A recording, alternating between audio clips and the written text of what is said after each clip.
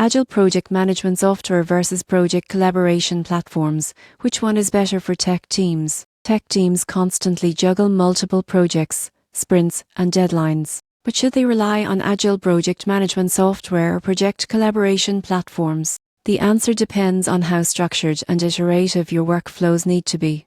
Agile project management software, like Jira or ClickUp, is designed for teams that follow Scrum or Kanban methodologies. It helps break down work into sprints, track progress, manage backlogs, and visualize bottlenecks. For instance, a software development team can track feature completion, assign tasks to developers, and adjust sprint priorities seamlessly. This ensures projects stay on schedule and resources are optimally allocated. Project collaboration platforms, such as Slack, Microsoft Teams, or Asana, focus on communication, document sharing, and task coordination.